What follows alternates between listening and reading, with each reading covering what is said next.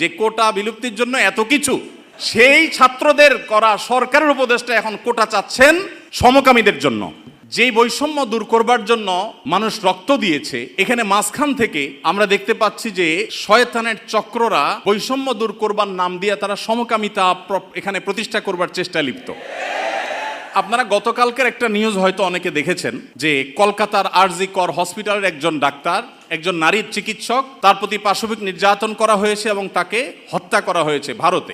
এটার প্রতিবাদে ঢাকা ইউনিভার্সিটিতে একটা আয়োজন হয়েছে 16 আগস্ট রাতে, এবং সেই আয়োজনে বর্তমান অন্তর্বর্তীকালীন সরকারের একজন উপদেষ্টা, সমাজ কল্যাণ উপদেষ্টা, তিনি উপস্থিত হয়েছেন।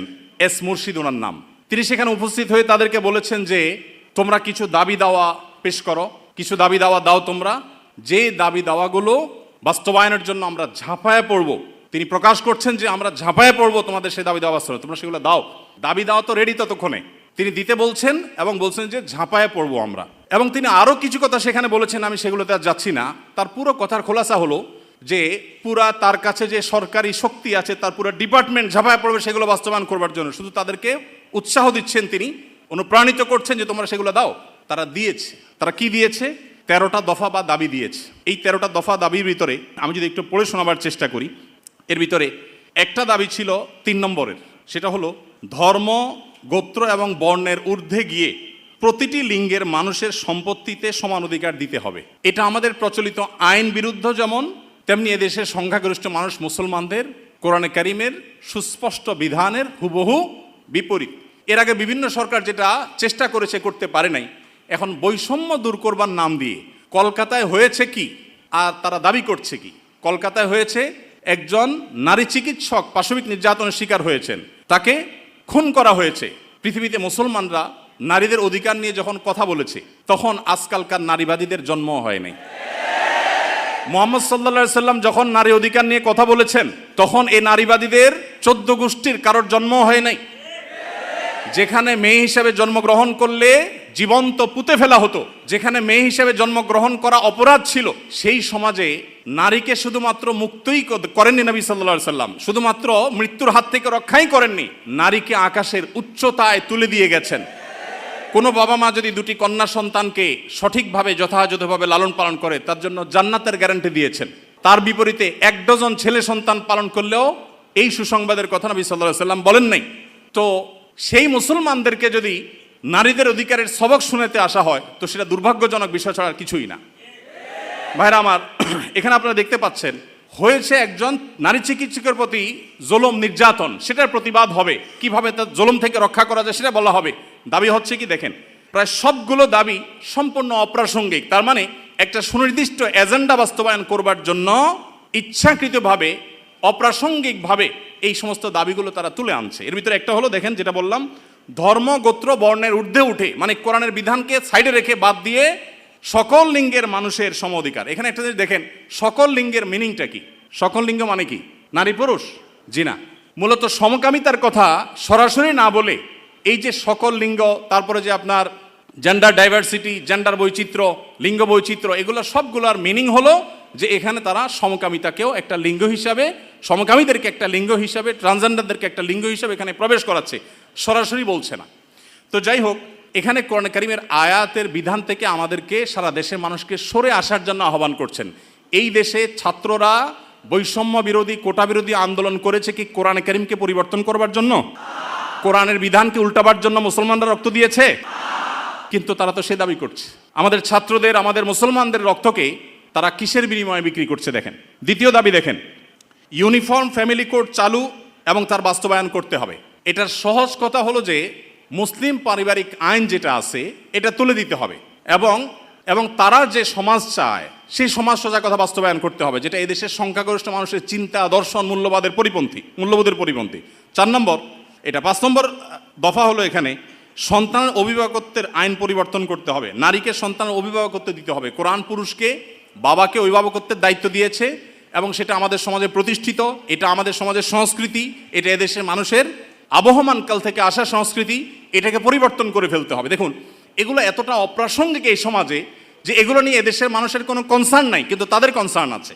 7 নম্বর হলো নারী, আদিবাসী, প্রতিবন্ধী এবং ভিন্ন লৈঙ্গিক পরিচয়ের মানুষকে, দেখেন নারী আসছে, আদিবাসী আসছে, প্রতিবন্ধী আসছে, এরপরে আবার নারীর পরে আবার ভিন্ন লৈঙ্গিক পরিচয়ের মানুষ বলতে কি বোঝানো হয়? পুরুষ এবং মহিলা ছাড়া ভিন্ন লিঙ্গ এর পরিচয় দেয় যারা, তারা কারা? ট্রান্সজেন্ডার। আরো সহজ করে বলতে গেলে সমকামী। কারণ একজন পুরুষ যখন নিজেকে নারী ঘোষণা করে তখন তিনি আরেকটা পুরুষের সাথে বিয়ে বসে, কারণ তিনি ঘোষণা করছেন নিজেকে নারী, এখন একটা পুরুষের সাথে বিয়ে বসেন। যখন একটা ছেলেকে বিয়ে করেন তিনি, তখন আগে থেকেই তো তিনি পুরুষ, এখন একটা ছেলেকে বিয়ে করলেন, তাহলে সমান সমান কি দাঁড়ালো? সমকামী। তো এই সমকামিতা এদেশে মানুষকে গিলানো সহজ হবে না, সেজন্য এই সমস্ত শব্দের মায়ের পেশ তারা দিচ্ছে। আপনি দেখেন প্রতিটা দফায় হয়েছে কলকাতায় কি আর তারা দাবি করছে কি। তো এই যে ব্যাপারটা দেখেন, এখানে তারা বলছে যে নারী, আদিবাসী, প্রতিবন্ধী এবং ভিন্ন লৈঙ্গিক পরিচয়ের মানুষদের প্রতিনিধিত্বের জন্য যৌক্তিক অনুপাতে কোটা বরাদ্দ দিতে হবে। যে কোটা বিলুপ্তির জন্য এত কিছু, সেই ছাত্রদের করা সরকারের উপদেষ্টা এখন কোটা চাচ্ছেন সমকামীদের জন্য। বলেন, এই মানুষগুলো যারা শারীরিকভাবে সুস্থ সবল, তারা নিজের মেধায় তো লড়তে পারেন, কিন্তু এখানে নারীদের জন্য শুধু কোটা চাচ্ছেন তিনি তা না, তিনি ভিন্ন লৈঙ্গিক পরিচয় ধারণকারী মানুষদের অর্থাৎ সমকামীদের জন্য তিনি কোটা চাচ্ছেন। সমকামীদের শুধু বৈধতা দেওয়ার কথা বলছেন না, তাদের জন্য কোটা রাখার দাবি করা হচ্ছে। এরপরে আমরা দেখতে পাচ্ছি যে 8 নম্বর যে দাবি, সে দাবিতে লেখা আছে যে বলা হয়েছে যে 1860 সালের গর্ভপাতের আইন বাতিল করতে হবে, নারীকে গর্ভপাতের পরিপূর্ণ স্বাধীনতা দিতে হবে। মানে জেনা ব্যভিচার হবে, অসামাজিক কার্যকলাপ হবে, মনে চাইলে গর্ভপাত করবে, এই বিষয়গুলো ইজি করে ফেলতে হবে, সোজা কথা। তো গর্ভপাতের মাধ্যমে যে ভ্রূণ হত্যা করা হয়, এটা কি হত্যা না? হত্যা না। তো মানবতার ধ্বজাধারীরা দাবি করছেন কিসের? যে একটা মানব ভ্রূণ হত্যা করার অনুমতি দিতে হবে, স্বাধীনতা দিতে হবে। এ দাবি করছেন কারা? মানবতার সবক দেয় যারা আমাদেরকে সকাল বিকাল তারা। ভাইরা আমার, এরপর আপনি দেখেন কলকাতায় ঘটেছে কি, একজন নারী চিকিৎসকের উপরে জুলুম হয়েছে, আর তারা চাচ্ছে কি যে কোনো নারী যে কোনো জায়গায় গর্ভপাত করতে পারবে, পারমিশন চাচ্ছে। তার মানে যত রকমের অবৈধ সম্পর্ক আছে, জেনা ব্যভিচার আছে, এগুলো করে যাতে কারো টেনশন করতে না হয়, সে রাস্তা যাতে সুগম হয়, সেটা তারা চাচ্ছে। কলকাতা হয়েছে কি আর তারা দাবি করছে কি? আচ্ছা, এরপরে দেখেন 9 নম্বর দাবি করেছে তারা, নারী এবং লৈঙ্গিক বৈচিত্র্যের মানুষের জন্য সমান কর্মসংস্থানের সুযোগ দিতে হবে এবং নিরাপদ কর্মসংস্থানের নিশ্চয়তা দিতে হবে। তার মানে নারী এবং লৈঙ্গিক বৈচিত্র্যের মানুষদের কথা বলা হচ্ছে এখানে। পুরুষ তো আছেই, মহিলা পুরুষের বাদে আবার বিভিন্ন লৈঙ্গিক পরিচয়ের ধারণকারী মানুষদের জন্য কর্মসংস্থানে বিশেষভাবে তাদের জন্য সুযোগ দিতে হবে, পরিবেশ করতে হবে। তার মানে কি নারী পুরুষ ছাড়া আর কি আছে? ট্রান্সজেন্ডার বা সমকামী। যদি আপনি বলেন না আমি এখানে তৃতীয় লিঙ্গ বুঝাইছি, তাহলে তৃতীয় লিঙ্গ বলতে আপনার সমস্যা কি? লৈঙ্গিক বৈচিত্র্য শব্দ বলতে কতগুলো অক্ষর ব্যবহার করতে হয়েছে, উচ্চারণ করাও তো একটু কঠিন। আপনি তৃতীয় লিঙ্গে বলতে সমস্যা কোথায়? হিজড়া বলতে যদি আপনি না চান, না বললেন। তৃতীয় লিঙ্গ তো আমাদের দেশের স্বীকৃত ভাষা, সংবিধানের ভাষা, তাহলে সেটা ব্যবহার করতে অসুবিধা কোথায়? তার মানে এটা তাদের উদ্দেশ্য না। আমি তো দায়িত্ব নিয়ে বলতে পারি এটা তাদের উদ্দেশ্য। তাদের উদ্দেশ্য হলো সমকামী বা ট্রান্সজেন্ডারদেরকে তারা সমাজে প্রতিষ্ঠা করবার অপচেষ্টায় লিপ্ত। ভাইরা আমার, এখনো দেশের কিছুই ঠিক হয় নাই, কত জটিল অবস্থা। এখনো পুলিশ ভালো করে তাদের কাজে যোগদান করতে পারেনি, এখনো স্থবিরতা আছে, স্টাবল হচ্ছে না। সবাই সর্বাত্মক সহায়তা করছে, আমরা সবাই সহায়তা করছি। এই শুরুতে এসেই দেখেন তারা একটা পর একটা দফা দিচ্ছে এবং সেখানে এদের দফার সাথে দফা দেওয়ার জন্য, দাবি দেওয়ার জন্য উপদেষ্টা মহোদয় তাদেরকে বলছেন এবং বলছেন ঝাঁপিয়ে পড়বেন তিনি এই দাবিগুলো বাস্তবায়ন করবার জন্য। এরপরে 10 নম্বর দাবি দেখেন, প্রতিটি ভিন্ন ভিন্ন লৈঙ্গিক পরিচয়ের মানুষের রাষ্ট্রীয় পরিচয়পত্রে তার লৈঙ্গিক পরিচয়ের স্বীকৃতি থাকতে হবে। তার মানে পুরুষ, মহিলা, ট্রান্সজেন্ডার বা সমকামী এটা থাকতে হবে। পুরুষ মহিলা তো আছেই, তাহলে প্রতিটি লৈঙ্গিক পরিচয় ধারণকারী মানে কি বুঝাচ্ছেন আপনি? আপনি বলেন যে পুরুষ, মহিলা, হিজড়া বা তৃতীয় লিঙ্গ, এটা তো হয়ে যায়। কিন্তু প্রত্যেকটা মানে কি? প্রত্যেকটা লিঙ্গ পরিচয় ধারণকারী মানুষের মিনিং হলো এটা।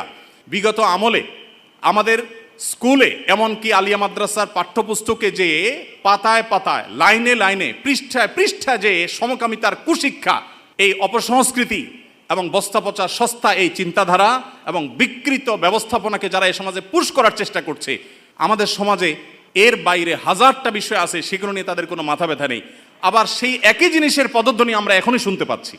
ভাইরা আমার, 11 নম্বর দাবি ছিল তাদের, সব ধরনের লৈঙ্গিক বৈষম্যকারী আইন বাতিল করতে হবে। সব ধরনের লৈঙ্গিক বৈষম্যকারী আইন বাতিল করতে হবে। ওই যে মেয়েদের, ছেলেদের মিরাসের যে আইন আছে সেটা বাতিল করতে হবে। তারপরে যায়া আপনার সমকামীদের বিরুদ্ধে আমাদের দেশে আইন রয়েছে, আপনারা জানেন, সমকামিতা লিপ্ত হলে 2 বছর কারাদণ্ডের কথা বলা আছে, সেগুলো বাতিল করতে হবে। এই যে দাবিগুলো আছে আপনারা এবার মিলান যে কলকাতাতে একজন নারী চিকিৎসক তিনি জুলুমের শিকার হয়েছেন, তার সেই জুলুমের বিরুদ্ধে সর্বকণ্ঠে আমরা শতকণ্ঠে প্রতিবাদ জানাবো, কিন্তু এখানে প্রতিবাদ জানাতে গিয়ে দাবি যেগুলো তোলা হচ্ছে সবগুলো হলো সমকামী এবং ট্রান্সজেন্ডারদের জন্য দাবি। এই যে ষড়যন্ত্র, এটা আমাদের দেশে নতুন না। যারাই যখন আসে বিদেশিদের টাকা পয়সা ফান্ড পেয়ে তারা সেগুলোকে এই দেশে পুশ করার অপচেষ্টায় লিপ্ত থাকে। তারা জানে না এদেশের ওলামা একরাম তাদের শেষ রক্তবিন্দু থাকা পর্যন্ত এ সকল অনাচারের বিরুদ্ধে তারা কথা বলে যাবেন। এদেশের ওলামা একরাম এদেশের দিনদার মানুষের কোনোদিন এটা বাস্তবায়ন হতে দিবে না। মালয়েশিয়ানরা যদি সমকামীদের যে সিম্বল, তাদের যে রংধনুর সিম্বল, সেই কালারগুলো, সেই 6 কালার, এগুলো যদি কেউ কোনো পোশাকে, আশাকে, ঘড়িতে, কোনো কিছুতে ধারণ করে, আমি যদি ভুল না বলে থাকি, না জেনে থাকি, তাহলে 3 বছর কারাদণ্ডের কথা বলা আছে।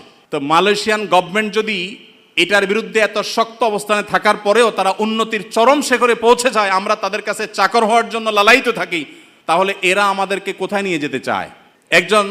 একজন উপদেষ্টা মহোদয় তিনি বর্তমানে আমাদের প্রচলিত আইন সংবিধানে থাকা জিনিসের বিরুদ্ধে, সবচেয়ে বড় কথা হলো আইন সংবিধানের চেয়েও বড় জিনিস হলো এদেশের সকল ধর্মের মানুষের কাছে ঘৃণিত একটা বিষয়কে সমাজে স্টাবলিশড করবার জন্য রীতিমতো প্রকাশ্যে এখন তারা নেমেছেন। এখন একজন আলেম হিসাবে, একজন দায়ী হিসাবে আমাদের বুদ্ধিবৃত্তিকভাবে এই সকল ষড়যন্ত্র মোকাবেলা করতে হবে। আমরা এদেশের বৈষম্যের বিরুদ্ধে, যত প্রকার বৈষম্য আছে সেই বৈষম্যের বিরুদ্ধে ওলামা একরাম কথা বলেছেন। সবচেয়ে বেশি বৈষম্যের শিকার তো আলেম সমাজের দেশে। আলেমদের চাইতে, দাড়ি টুপি এবং হিজাবের চাইতে বেশি বৈষম্য এদেশে কার প্রতি হয়েছে? আমাদের এই সমাজে শুধুমাত্র এই স্বাধীনতার পর থেকে না, ব্রিটিশ আমল থেকে শুরু হয়েছে। ওলামা একরাম এবং দিনদার মানুষ তারা এই সমাজে সবচেয়ে নিগৃহীত, সবচেয়ে নিষ্পেষিত। একটা বাজেট ঘোষণার পর কেমন বাজেট হয়েছে, বাজেট ভাবনা জানতে চায় বিভিন্ন মিডিয়াগুলো, আপনি জানেন। টকশো যেরকম হয়, অনেক সময় দেখা যায় বাহিরে তারা সাধারণ মানুষের, জনমানুষের বাজেট ভাবনা তারা জানতে চায়। একজন রিকশাওয়ালাকেও জিজ্ঞাসা করে, রিকশাওয়ালা ভাই, এই যে বাজেট সম্পর্কে আপনার কোনো মন্তব্য আছে কিনা? কিন্তু আপনারা অবাক হবেন, আজ পর্যন্ত বাজেট নিয়ে কোনো আলেমের বক্তব্য কোনো মিডিয়া আমার জানা মতে জানতে চাই নাই যে আলেমদের ভাবনা কি। আলেমদের কোনো ভাবনা থাকতে পারে না? এদেশে 3.25 লক্ষ মসজিদ, 3.25 লক্ষ মসজিদের প্রত্যেকটা মসজিদে যদি 150 করে মুসল্লি থাকে, তাহলে 3.25 লক্ষ মসজিদের ইমাম সাহেবরা, আলেমরা তারা কমপক্ষে 4 কোটি মানুষের নেতৃত্ব দিচ্ছেন। এত বিশাল জনগোষ্ঠীর মানুষকে ইগনোর করতে করতে করতে করতে আপনারা একেবারে দেয়ালে পিঠ ঠেকিয়ে দিয়েছেন।